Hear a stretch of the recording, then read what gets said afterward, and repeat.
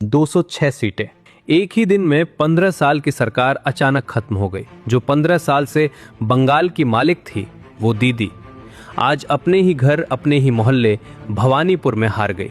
ये कोई आम इलेक्शन नहीं था, एक औरत का दर्द इस बार बैलेट बन गया। पर सवाल ये है कि जिस बीजेपी के पास 2011 में 0 सीटें थीं, उसने ये सब किया कैसे? और जो बंगाल कभी इंडिया की तीसरी सबसे बड़ी इकोनॉमी था, वो आज उड़ीसा और राजस्थान से भी पीछे कैसे छूट गया? कब हुआ ये सब? आज हम यही देखेंगे। 3 कहानियां जो एक साथ चलती हैं: ममता बनर्जी का गिरना, बंगाल का बर्बाद होना और बीजेपी का 0 से तख्त तक का सफर। तारीख थी 4 मई 2026। देश आजाद होने के बाद से आज तक बंगाल में इतने लोगों ने कभी एक साथ वोट नहीं डाला था। 92.47% वोटर टर्नआउट। जब इतनी बड़ी तादाद में लोग घरों से निकलते हैं तो वो सिर्फ सरकार चुनने नहीं आते, वो पूरा हिसाब करने आते हैं। 2021 में जहां टीएमसी के पास 215 सीटें थीं और बीजेपी के पास सिर्फ 77, इस बार सब कुछ पलट गया। नंबर पूरी तरह से घूम गए। लेकिन सबसे बड़ा झटका लगा भवानीपुर में। ये दीदी का अपना गढ़ था, जिसका एक वीडियो इलेक्शन से पहले आया था। दीदी स्टेज से उतर रही थीं और लोगों से बेहद मायूसी से कह रही थीं, अगर हो सके तो मुझे वोट देना। उस काउंटिंग सेंटर के बाहर जहां से ममता बनर्जी ये जनादेश लूटा गया है कहती हुई बाहर निकली, वहां उनके खुद के लोग नारे लगा रहे थे, घोटालेबाज ममता दूर हटो। ये कोई मामूली नतीजा नहीं था, ये एक युग का अंत था। लेकिन जो लोग आज उन्हें रोते हुए देख रहे थे, उन्हें एक बार याद करना होगा कि आखिर दीदी थी कौन। 2011 का साल था। बंगाल में 34 साल से चल रहा लेफ्ट फ्रंट का राज किसी से हिला नहीं था। तब एक औरत अकेले पूरे सिस्टम से टकरा गई थी। बंगाल ने पहली बार किसी औरत को अपना मुख्यमंत्री चुना था और कुर्सी पर बैठते ही उनका पहला फैसला क्या था? सिंगूर के किसानों को उनकी 400 एकड़ जमीन वापस लौटाना। उस वक्त बंगाल ने उनमें एक लीडर नहीं, एक माँ देखी थी, एक ऐसी प्रोटेक्टर, एक ऐसी फाइटर जिसे लोग प्यार से दीदी बुलाते थे। 2011, 2016 और फिर 2021 लगातार 3 बार बंगाल ने उन्हें जीत दिलाई। 2021 में तो दीदी ने अकेले पूरी बीजेपी के खिलाफ लड़ाई लड़ी और जीत कर दिखाई। सबको लगा दीदी को अब कोई नहीं हरा सकता। लेकिन फिर कुछ हुआ। धीरे धीरे ऐसा हुआ कि बंगाल ने जो दीदी को अपना समझा था, वो दीदी बदल गई। ये गिरना सिर्फ आज का नहीं है, ये कहानी है बंगाल की उस बर्बादी की जिसे पिछले कई दशकों से छुपाया गया। एक वक्त था 1960 का दशक। महाराष्ट्र, तमिलनाडु और बंगाल, ये इंडिया के 3 सबसे बड़े इंडस्ट्रियल जायंट्स थे। बंगाल अकेला इंडिया का 10.5% पैसा बनाता था। महाराष्ट्र और तमिलनाडु आगे बढ़ते गए, पर एक दिन बंगाल रुक गया। 1967 के बाद जब कांग्रेस गई तो वहां बिजनेस का माहौल बिगड़ने लगा। फिर आए लेफ्ट वालों के 34 साल। बड़ी बड़ी फैक्ट्री में हड़तालें हुई, बिजनेस को दुश्मन माना गया और बड़ी इंडस्ट्री वहां से भागने लगी। लोगों को लगा टीएमसी आएगी तो कुछ ठीक होगा, पर टीएमसी के 15 साल में इस पुरानी बीमारी को सिर्फ एक नया नाम मिला। हालत ये हो गई कि पिछले 5 सालों में ही 2200 से ज्यादा बड़ी कंपनियों ने बंगाल छोड़ दिया। अब जब फैक्ट्री बंद होगी, कंपनी भागेगी, तो नौकरी कहां से आएगी? 2015 से 2023 के बीच करीब 30 लाख लोगों की नौकरी चली गई। आज आलम यह है कि जो बंगाल कभी 1960 में पूरे इंडिया की एवरेज इनकम से बहुत आगे था, आज वो 2024 में राजस्थान और उड़ीसा से भी पीछे चला गया है। सरकार का कर्जा 2011 में जो 1.9 लाख करोड़ था, वो 2025 में बढ़कर लगभग 7 लाख करोड़ रुपए हो गया। सोचिए, कोलकाता की किसी छोटी दुकान पर बैठा एक बाप, जिसका पढ़ा लिखा बेटा आज काम की तलाश में दूसरे स्टेट चला गया है, उस पर क्या बीत रही होगी। आज 20 लाख से ज्यादा बंगाली अपनी रोजी रोटी के लिए दूसरे राज्यों में मजदूरी कर रहे हैं। जब घर में अंधेरा होता है तो लोग रोशनी ढूंढते हैं, चाहे वो रोशनी किसी भी दरवाजे से आए। 2011 में जो चेहरा और जो वादे एकदम नए और सच्चे लगते थे, 2026 आते आते वो सब पुराने और खोखले लगने लगे थे। इसे कहते हैं 15 साल की थकान। 15 साल सत्ता में रहने के बाद लोग उन्हीं चेहरों और उसी काम करने के तरीके से पूरी तरह ऊब चुके थे और इस थकान को भयंकर गुस्से में बदला भ्रष्टाचार ने। जब सरकार के अपने ही बड़े बड़े मंत्री जेल जाने लगे तो जनता क्या सोचेगी? पार्थ चटर्जी का टीचर रिक्रूटमेंट स्कैम, ज्योति प्रिय मल्लिक का राशन घोटाला, सिंडिकेट राज और कट मनी की बीमारी नीचे जमीन तक फैल चुकी थी। जिन गरीबों ने ममता बनर्जी पर भरोसा किया था, अब उन्हें लगने लगा कि उनके अपनों ने ही उन्हें लूट लिया है। लेकिन सबसे गहरी चोट वहां लगी जहां दीदी सबसे मजबूत थी, बंगाल की महिलाएं। जो दीदी खुद को बेटियों की रक्षक कहती थीं, आरजीकर मेडिकल कॉलेज और संदेश खाली की घटनाओं के बाद उन बेटियों ने ही उनसे हमेशा के लिए मुंह मोड़ लिया। आरजीकर में एक डॉक्टर बेटी के साथ जो दरिंदगी हुई और उस पर जो दीदी की चुप्पी रही, उसने बंगाल की आत्मा को झकझोर दिया। संदेश खाली में शेख शाहजहां जैसे नेताओं के जुल्म और फिर भी सरकार की खामोशी। ये चुनाव तब सिर्फ राजनीति नहीं रहा, ये एक माँ का दर्द बन गया। आरजीकर की शिकार बेटी की मां रत्ना देबनाथ और संदेश खाली की पीड़ित रेखा पात्रा, दोनों ने इस बार बीजेपी के टिकट पर चुनाव लड़ा और जीता।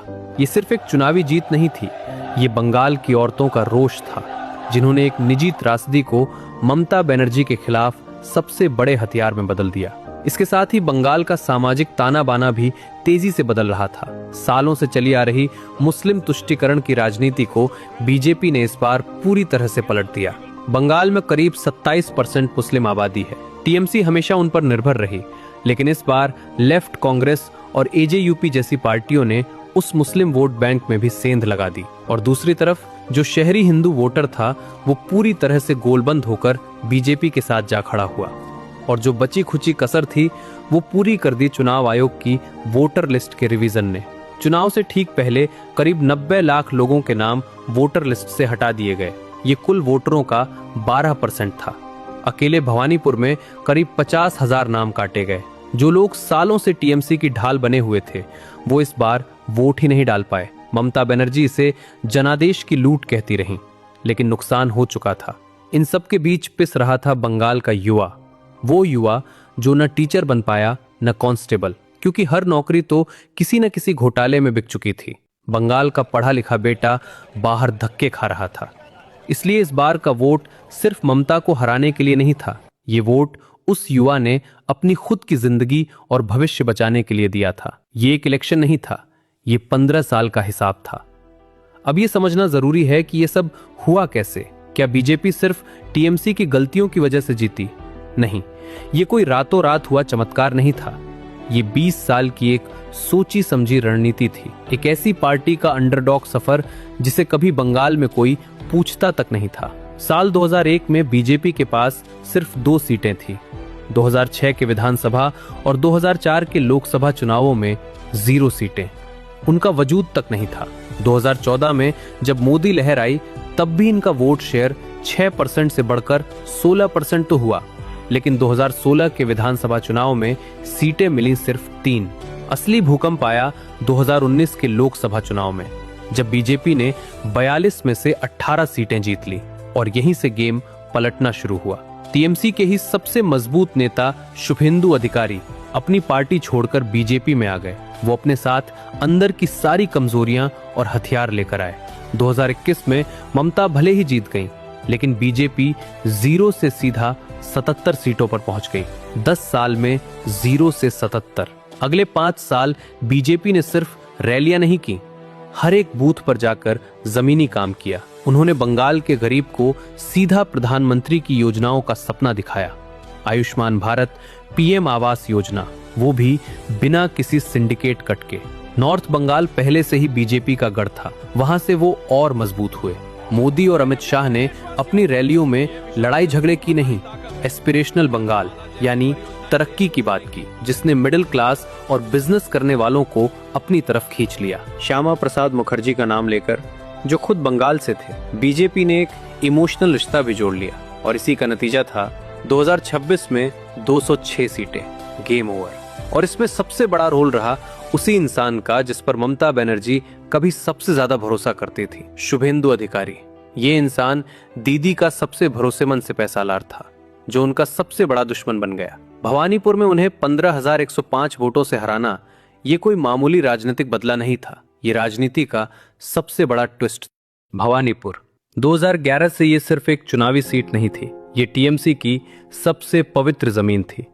ममता बनर्जी का अपना घर, लेकिन इस बार इसी घर में वो सबसे ज्यादा अकेला महसूस कर रही थी। याद कीजिए वो पल जब दीदी भवानीपुर में एक स्टेज पर खड़ी थी, बाहर बीजेपी की रैली का शोर गूंज रहा था और वो बेबसी में अपनी ही जनता से कह रही थी, अगर हो सके तो मुझे वोट देना। काउंटिंग के दिन जब फाइनल नतीजे आए तो आंकड़े सब कुछ बयां कर रहे थे। ममता बनर्जी को मिले 58,812 वोट और शुभेंदु अधिकारी को मिले 73,917 वोट।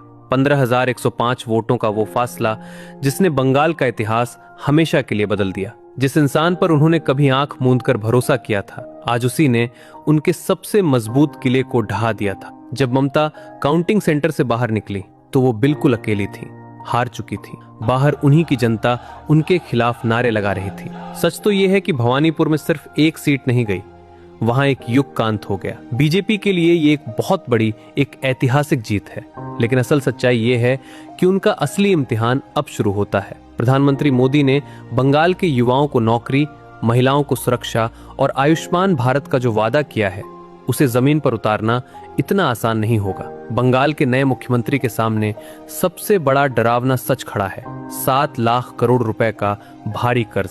क्या वो 2,200 कंपनियां वापस आएंगी जो बंगाल छोड़कर चली गईं? क्या उन 30 लाख लोगों को दोबारा उनका काम मिलेगा? क्या बंगाल का वो सपना कभी सच हो पाएगा कि वो फिर से पूरे इंडिया की तीसरी सबसे बड़ी इकोनॉमी बने? जाते जाते ममता बनर्जी ने कहा है, हम वापसी करेंगे, लेकिन क्या वो वाकई वापस आ पाएंगी या बंगाल अब हमेशा के लिए बदल चुका है? बंगाल की ये कहानी सिर्फ एक राज्य की कहानी नहीं है, ये सत्ता के नशे, भ्रष्टाचार और एक आम आदमी के दर्द की कहानी है। बंगाल ने इस बार दीदी को नहीं चुना, बंगाल ने अपनी जिंदगी चुनी थी। अगर इस कहानी ने आपको कुछ सोचने पर मजबूर किया है तो इस वीडियो को लाइक करें और हमारे चैनल को सब्सक्राइब जरूर करें, ताकि हम ऐसी ही सच्ची कहानियां आप तक लाते रहें।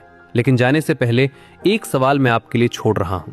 क्या आपको लगता है कि बीजेपी सच में बंगाल को बदल पाएगी या ये भी उसी पुरानी राह पर चलेगी? अपना जवाब नीचे कमेंट्स में जरूर बताएं।